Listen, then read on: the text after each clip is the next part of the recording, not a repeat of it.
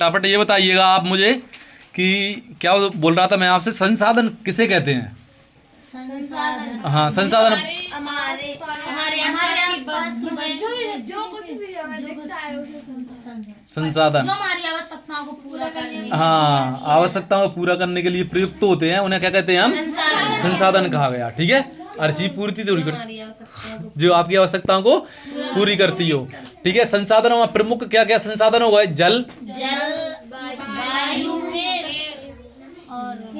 जलवायु, पृथ्वी, अग्नि, जल होगा। ठीक है, ठीक है, ये सब चीजें क्या करते हैं? हमारी आवश्यकताओं की पूर्ति करते हैं। ठीक है, हमारे शरीर को कितने तत्वों से निर्मित बताया जाता है? 5। कौन कौन से? जल, वायु, अग्नि, पृथ्वी। इन्हें क्या कहा जाता है?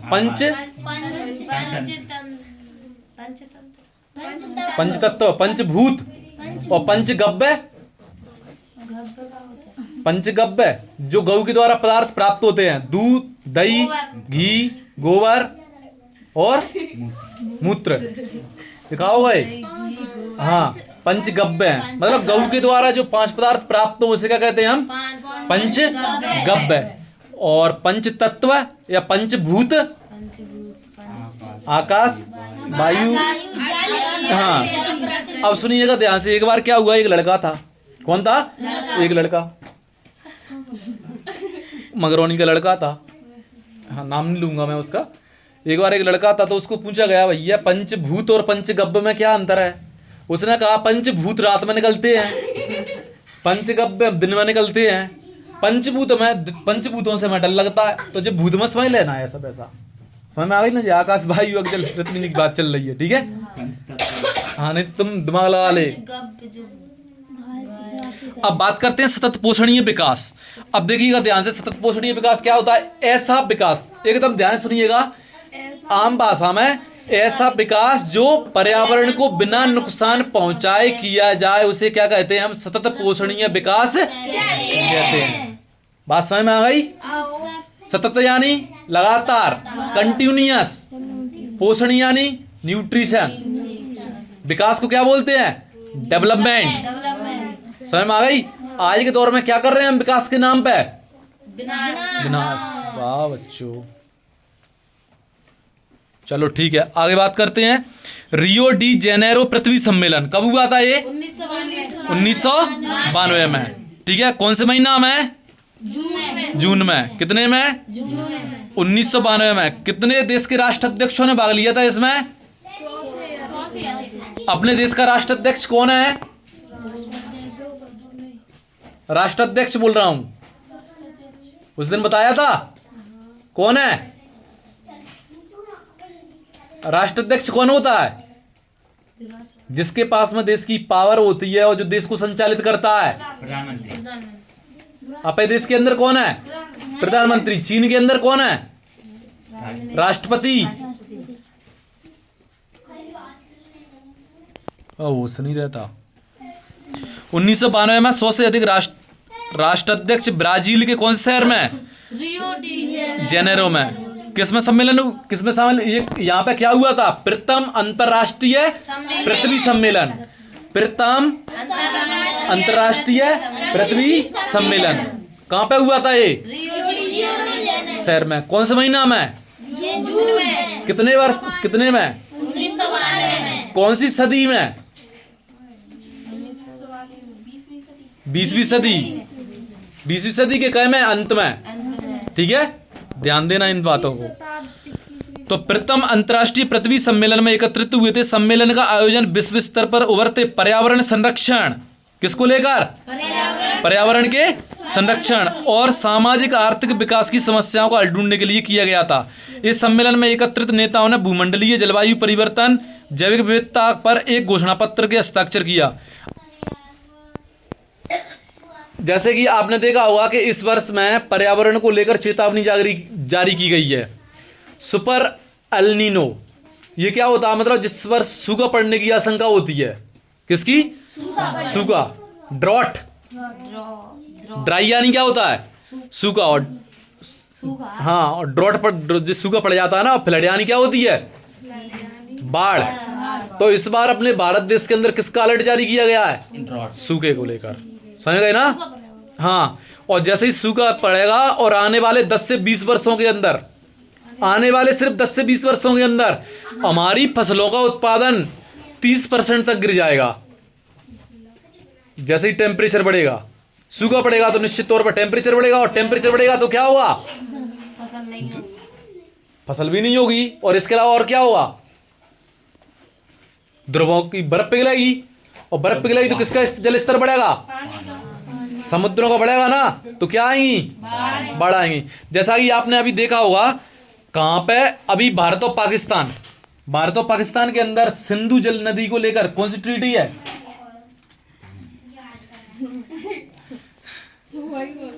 हाँ, तो इंडस रिवर ट्रीटी, समझ गए ना? इंडस रिवर ट्रीटी, हाँ, सिंधु जल समझौता।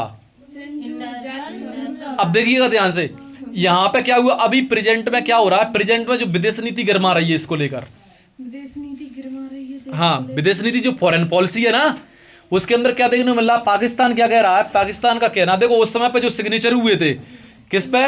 सिंधु जल समझौते को लेकर, मतलब उस समय की परिस्थितियों को देखकर बनाए गए थे। उन्होंने कहा कि सिंधु है, सतलज, मतलब इस प्रकार से 4-5 नदियां हैं। कितनी है? 4-5 नदियां हैं। 4-5 नदियों का जो पानी है कहां से होकर जाता है? पाकिस्तान से होकर जाता है, बांग्लादेश से होते हुए। कहां से? और ये नदियां निकलती कहां से है? हिमालय से निकलती हैं। मतलब सोर्स ही इनका हिमालय ही है, ठीक है? हिमालय भारत से निकलती हुई कहां पे जाती हैं ये? भारत ने क्या कर दिया? इनका पानी को रोक दिया। समझ में आ रही बात? मतलब उस समय पे जो जल को लेकर समझौता हुआ था, जल को लेकर समझौते में शर्तें जो रखी गई थी भारत पाकिस्तान के बीच में, शर्तें ये रखी गई थी कि 80% पानी का उपयोग करेगा पाकिस्तान 80% जब पानी बरसेगा उस टाइम पे। समझ में आ रहा बात? और भारत के अंदर भारत क्या करेगा? भारत क्या करेगा? भारत किसका उपयोग करेगा? पानी का। भारत कितने परसेंट इससे का इस्तेमाल करेगा? 20%। तो ये क्या हो गया? इसको लागू कर दिया गया इन नीतियों को उस समय पे। लेकिन कारण क्या हुआ? अभी अभी क्या हो रहा है देखिएगा ध्यान से। भारत ने क्या कहा? अभी भारत के अंदर तुमने देखा होगा कि सिंधु नदी का जल के पानी को रोक दिया भारत ने पिछली साल। अभी अभी रोका है, मतलब पूरी साल भी नहीं हुई होगी शायद। भारत पाकिस्तान के अंदर जो भारत के अंदर जो वो चलाया जा रहा है ना ऑपरेशन सिंदूर। कौन सा ऑपरेशन चलाया जा रहा है? ऑपरेशन सोफिया कुरैशी। तो जो ऑपरेशन सिंदूर चल रहा था ना, तो भारत ने ये कहा हम दोनों चीजें साथ में नहीं बहेंगी। क्या क्या?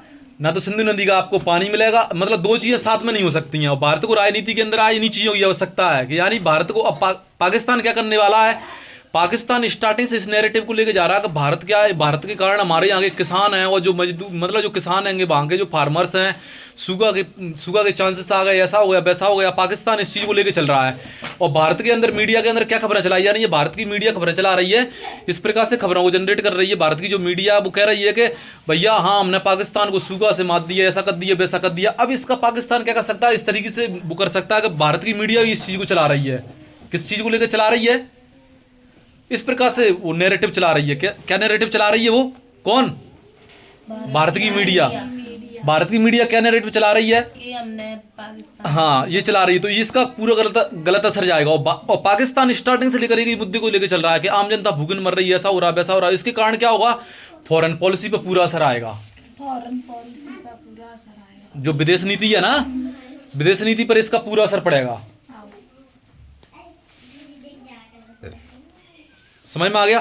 तो यहां पर भारत को दोनों चीजों को साथ में लेके चलना पड़ेगा। किसको? आतंकवाद को और सिंधु जल समझौता, दोनों चीजें साथ में चलेंगी तो फिर भारत इसमें सफल हो सकता है। और इसमें सहानुभूति जो सिंपैथी है ना, सिंपैथी किसकी ओर जाएगी? पाकिस्तान की ओर जाएगी। अब देखिएगा ध्यान से, तो कहां पे चल रहे थे? किसको लेकर? पर्यावरण के संरक्षण को लेकर, भूमंडलीय जलवायु परिवर्तन। अब आपने देखा होगा जलवायु परिवर्तन लगातार होते चला जा रहा है।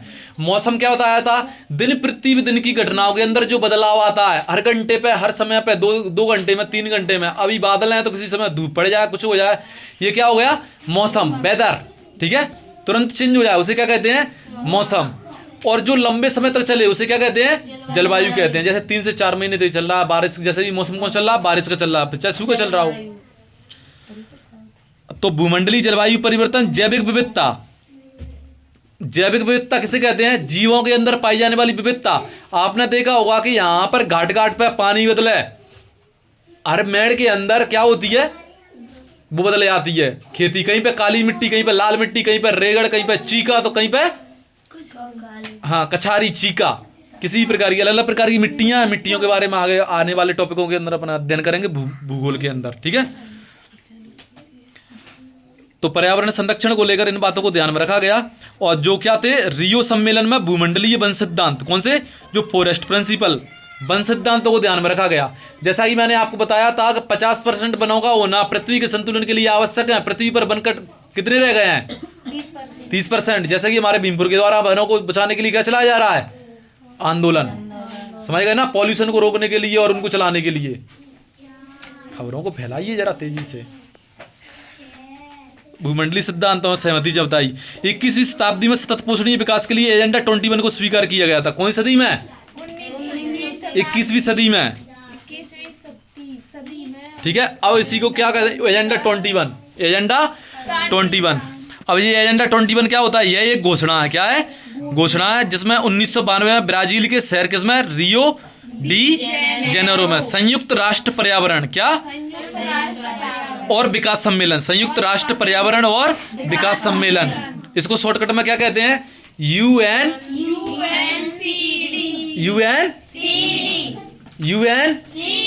ठीक है, ठीक है। यूनाइटेड यानी क्या होता है? संगठित होना, ठीक है, यूनाइट, ठीक है। और नेशनल यानी क्या होता है? राष्ट्रीय। और सी से कंजर्वेशन, संरक्षण के लाना है,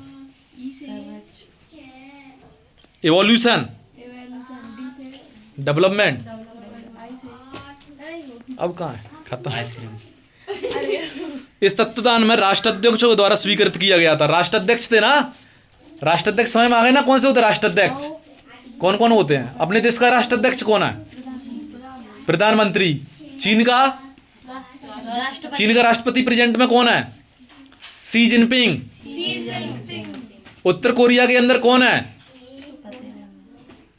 भाई साहब? उत्तर कोरिया में भाई साहब, उत्तर कोरिया में कौन है? पंडित। अरे भाई साहब, नरोत्तम पंडित, पंडित नंजा। उत्तर कोरिया में कौन है? उत्तर कोरिया में तुम्हें किंग जोंग। King Jong. जितना बड़ा तानाशाह पूरे कंट्री में। अमेरिका के अंदर डोनाल्ड ट्रंप राष्ट्रपति। पाकिस्तान के अंदर। तो तत्वदान में राष्ट्रों के द्वारा राष्ट्राध्यक्षों के द्वारा इसका उद्देश्य भूमंडलीय सतपोषणीय विकास हासिल करना है। किसको? भूमंडलीय, मतलब जो पृथ्वी पे, भूमंडलीय में पूरे पृथ्वी पे, जो पृथ्वी के अंदर शांति व्यवस्था को, पर्यावरण के संरक्षण को लेकर इसको बनाया गया है, ठीक है। और सतत पोषणीय विकास से मतलब तो आप जानते ही हो, मतलब ऐसे इस प्रकार का विकास जो किसको, पर्यावरण को नुकसान ना पहुंचाए, इस प्रकार से विकास किया जाए। यही एक कार्यसूची है जिसका उद्देश्य समान हितों, किसको? सभी लोगों के समान को, सभी लोगों का समान हित रखे जाएं, पारस्परिक आवश्यकताओं और सम्मिलित जिम्मेदारियों के अनुसार विश्व सहयोग के द्वारा पर्यावरण क्षति, गरीबी और लोगों को रोजगार निपटाना है। तो इस कार्यसूची का उद्देश्य क्या है? समान हितों, पारस्परिक आवश्यकताओं, सम्मिलित जिम्मेदारियों के अनुसार विश्व सहयोग के द्वारा पर्यावरण की क्षति, मतलब पर्यावरण का विनाश नहीं होना चाहिए, गरीबी और रोगों से निपटान, मतलब जो गरीब देश हैं उनके लाना अलग से प्रावधान रखे जाएं, और रोगों से निपटना, किससे? रोगों से निपटने के लाना अभी संस्था बनी हुई है, कौन सी?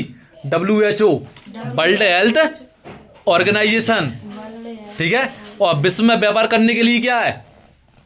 WTO, world trade organisation. और एजेंडा 21 का मुख्य उद्देश्य है कि प्रत्येक स्थानीय निकाय अपना स्थानीय एजेंडा 21 तैयार करे, मतलब हर एक देश क्या करे, अपने अपने हिसाब से पर्यावरण के अंदर हमें क्या क्या करना है, वो सब बातों को ध्यान रखा जाए, उन सब बातों को। अब क्या है आपका संसाधन नियोजन किसे कहते हैं? जो संसाधन जितने भी हैं उनका किससे नियोजित ढंग से क्या किया है, उनका उपयोग किया जाए। किसका? संसाधनों का।